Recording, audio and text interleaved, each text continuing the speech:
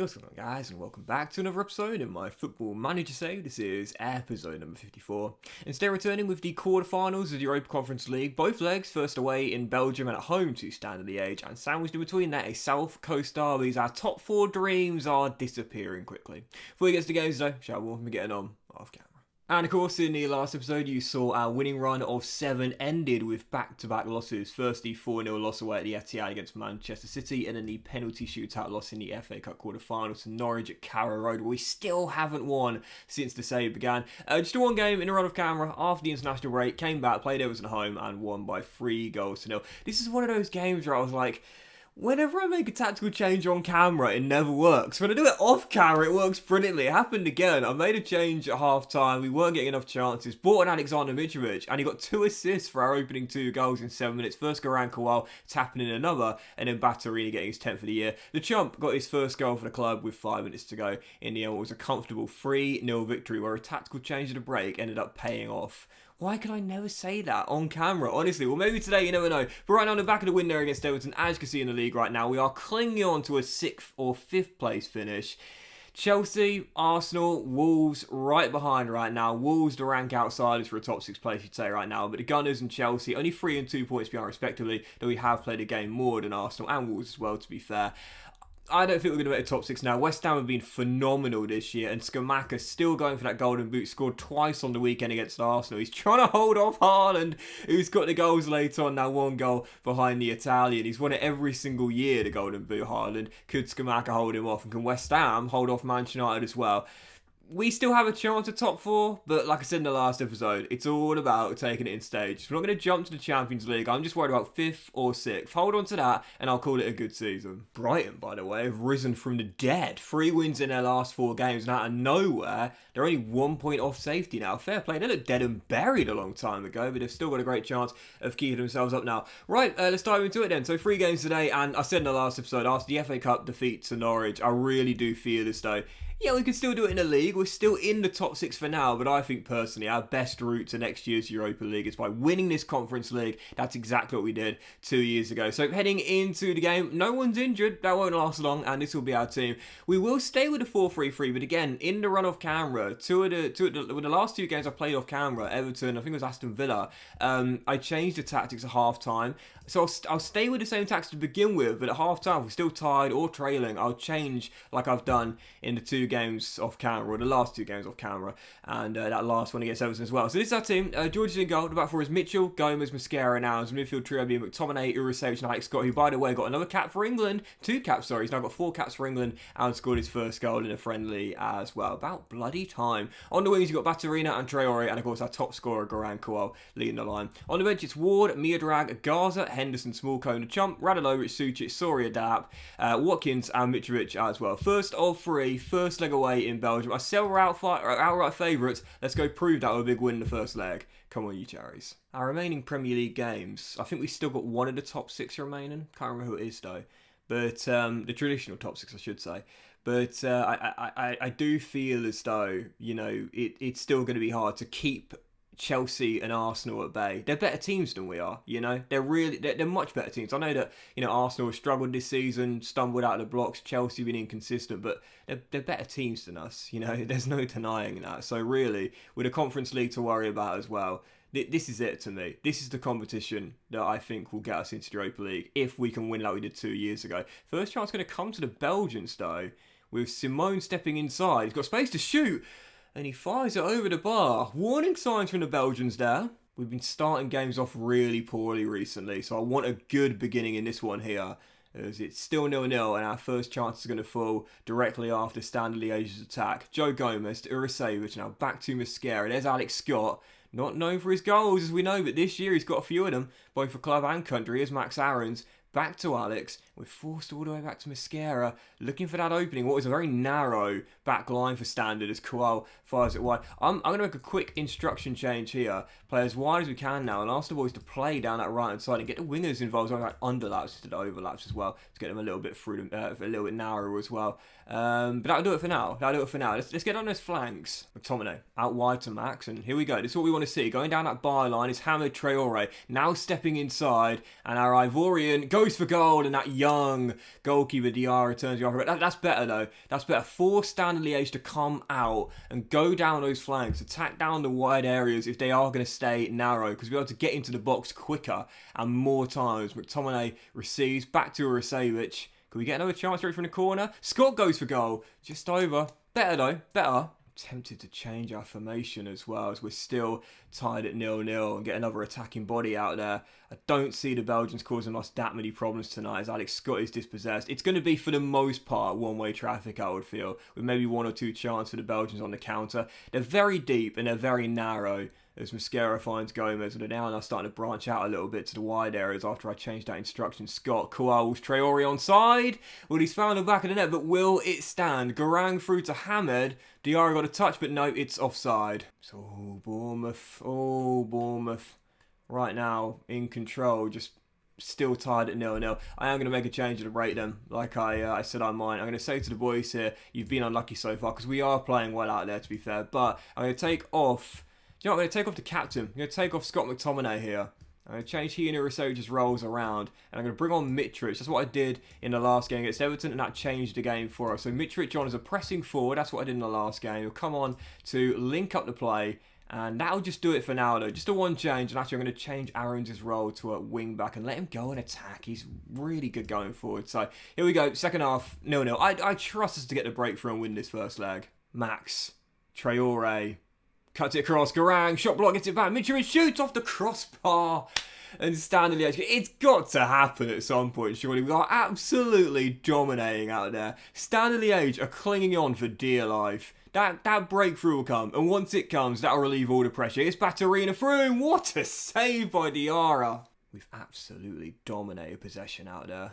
I mean, really, I feel as though if we just get one goal, this tie will be over, let alone the game. Garang down the left. We keep on going out wide and coming in, which is what I want us to do. Spreading the play out wide. Hamed into the area. Can he cross to the middle? He's got two men to aim at. So he finds Aaron's on the edge. He'll go for goal. Diarra makes a save and it's hacked off the line.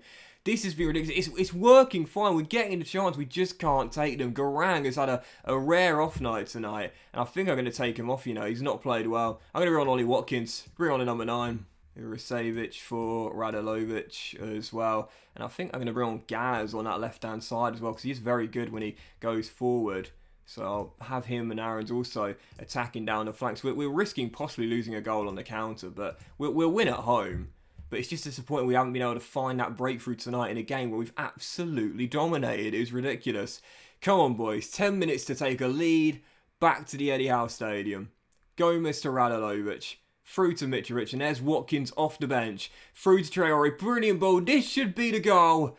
And it is, finally, after all these chances, we've got the goal. Brilliant through by on off the bench, and Hamid Traore hits it in off the post. Well, Standard Liège have a chance here, but as Smallcombe says, no they don't. We could possibly make it 2 here. Gaz to Batarina. And through to Ollie Watkins, who's really made a difference off the bench here. He's going to get 2 assists, I think. No, because Alexander absolutely fluffs his lines. I cannot believe we've only scored 1 goal tonight. I really can't, as Mosquera wins it in the air. And now Radulovic's through ball is cut out and gets it straight back after the clearance. There's Traore, who got the breakthrough. He's through. Unbelievable. We have literally played this game perfectly. We've been absolutely dominating. We've only scored once. I mean, listen, I can't see us throwing away the tie from here, but I'm kind of disappointed, really. I'm kind of disappointed. We should have won that game by a lot more goals. That was a bit of a let-off. We should have won that game comfortably. So just before our game on Sunday, real quickly, Saturday 3 PM kickoffs. Man City at home to West Ham. Come on, Man City. Surely you shouldn't lose that one there.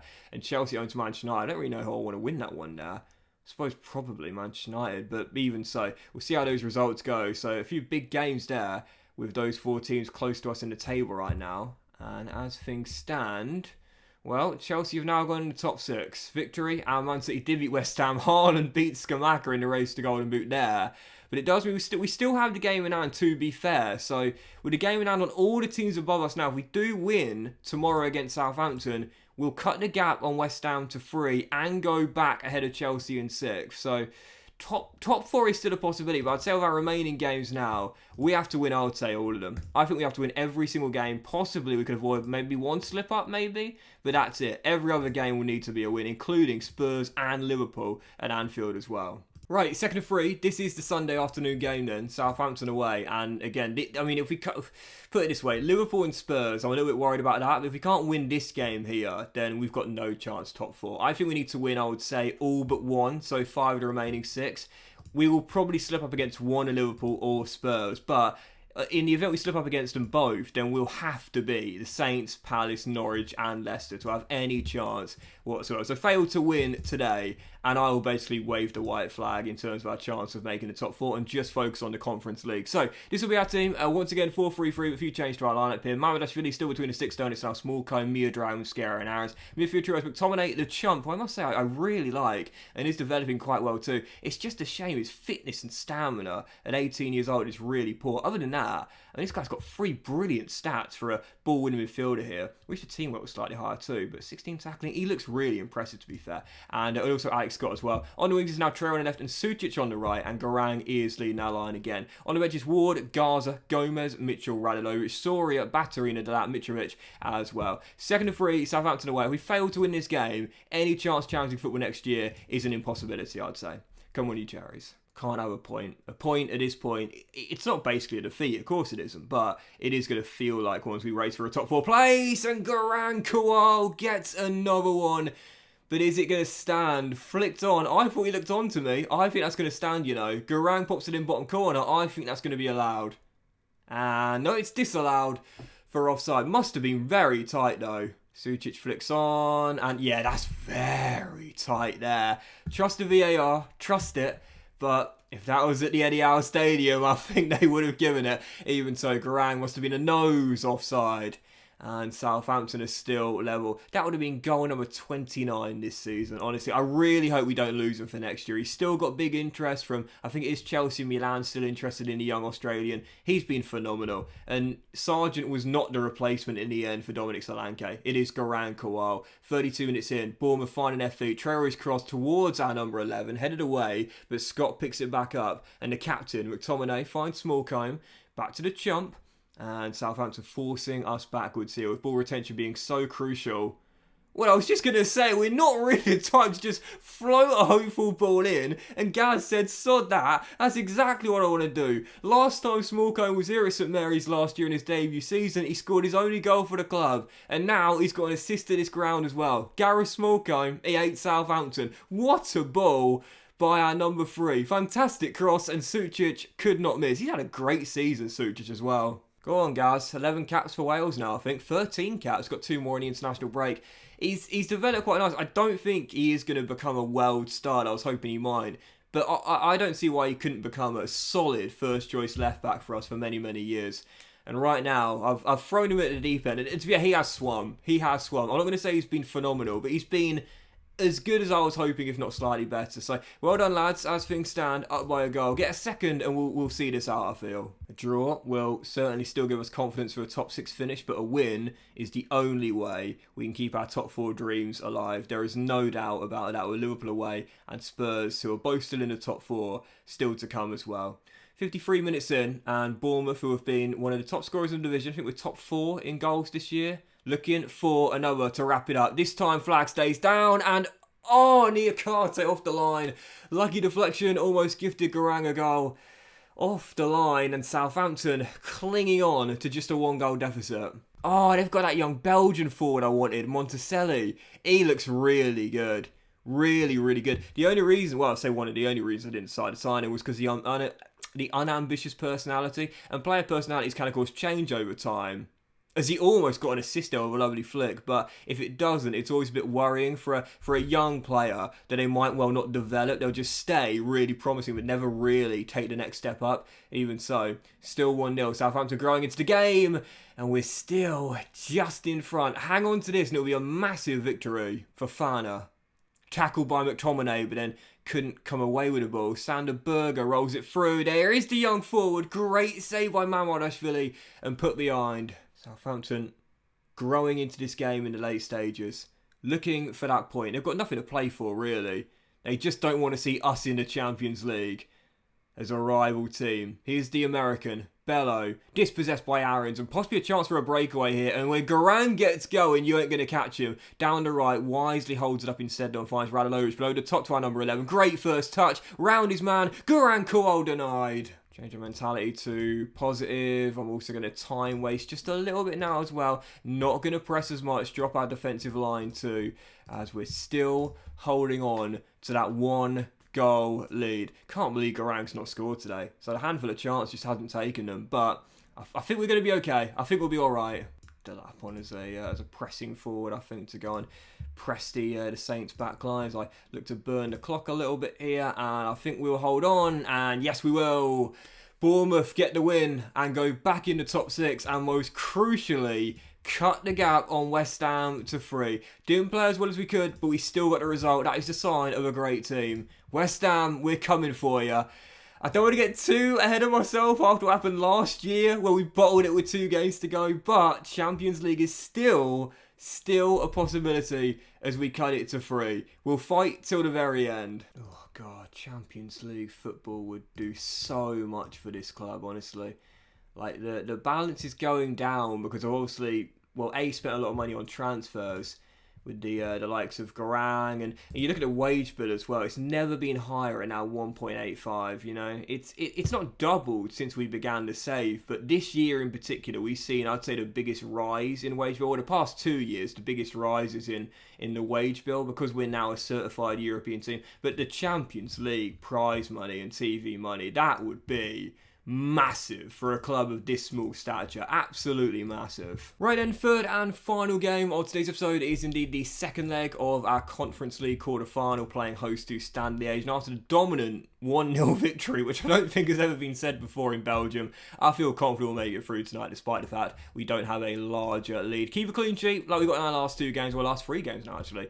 Well, technically last 4, if you want to count that penalty shootout loss to Norwich, and we will be through. So, resting a couple of my stars. McTominay needs a rest. He'll get the rest tonight, as will Martin Batterina. And a couple of my normal starters dropping to the bench for this one. I feel confident, and with Palace away on Sunday, yes, they're rock bottom and surely going down, but all my starters, most of my starters, rested for that one there as we aim to keep pace with the top 4. So Georgie is in goal, but for his Tyrick, Miodrag, Garza and Gomez. Midfield trio is now Forsby coming in for a rare start, the Chump and Radulovic. Traore's on the left, Soria's on the right, but of course Garang will still lead the line. On the bench you got Ward, Mascara, Smallcombe, Aarons, Henderson, Scott, Urusevich, Sucic, Fernandes, Delap, Watkins and Mitrovic as well. Fingers crossed you won't absolutely bottle it here, and I'll regret resting my starters for this game. Come on, you cherries. Easy win, please. Something interesting is that Leeds are still in the Europa League right now. They're in the Europa League quarterfinals.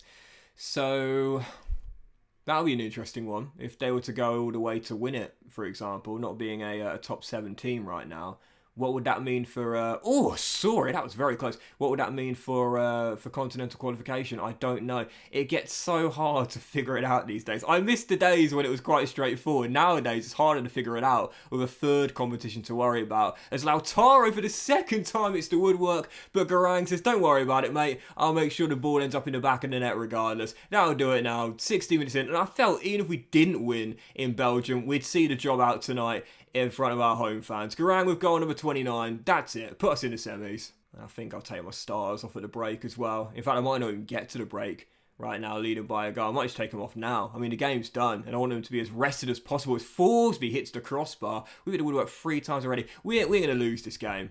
We ain't going to lose this game. I'm going to take the starters off even now. So let's bring on Watkins for Garang. Let's go ahead and bring on Fernandes for Traore. And let's go ahead and take off... In fact, you know what? That would just do it for now. But even so, take the starters off even half an hour in. We're going to be fine. Garang sitting on the bench thinking, if this backfires, Gaffer, I'm requesting a transfer at full time. I think we'll be alright though. But he'll be annoyed though, because he wants to try and catch Solanke's goal scoring record in a single season, right now on 29, and desperate to get into the 40 club. As Soria is denied, Watkins keeps the chance alive, but eventually can't play it back in. Yeah, this game's done. I'm not worried. It would be nice to get a few more goals for Garang, but bigger picture, mate, you've got Sunday afternoon at Crystal Palace to worry about, as we do as well. The Chump wins it back. Let's get a second Lingard on. A big win for the confidence too. Mitchell over the top. There's Ollie Watkins, brought in January to replace Josh Sargent. Dispossessed and then wins it back himself. Watkins through, gets another. 13 of the year, but only 2 have come as a Bournemouth player. It's 2-0. Actually, kind of think about it, isn't it 3? Hasn't he got 3 goals for us now, I think? I can't remember. I really can't remember. He's been just as good as Josh Sargent, though. What a bit of business that was. Selling Josh Sargent for, was it 50 or 60 million pounds and bringing Watkins in for 12. Same sort of player. Same sort of player. Can get in behind. Really hard worker. Both out of possession and with the ball in out of possession as well. And he's got a few goals this season as well in what has been limited game time for us. Financially, that was a really sensible choice, especially because his wages are far lower as well. Standard Liège looking for a glimmer of hope here, and they might get it. One-on-one, and Georgie makes sure that glimmer of hope is put out straight away. I'm sorry, but if we don't win this competition, it would be a choke. There's no doubt about it. These teams, they're not minnows. They're not like National League, League 2 standard, but we are firm favourites, you know. That's the best way of putting the Conference League for me. We're not taking on minnows where we expect to win 10-0, 11-0 every game, but, you know, not winning this trophy would be a failure. There's no doubt about it. Forget what the board say, reach the quarter-final. Not winning this competition, the Conference League, would be a failure. In my opinion, the final, getting to the final, would be the bare minimum expectation. We're too good for this. Standard Liège looking for a little something positive, and they almost got it. Shot hits the woodwork, clearance half dealt with, and then Georgie does really well to preserve what will be his, I think, 6th clean sheet in a row, if you count that penalty shootout loss, when of course it finished 0-0 after 120 minutes.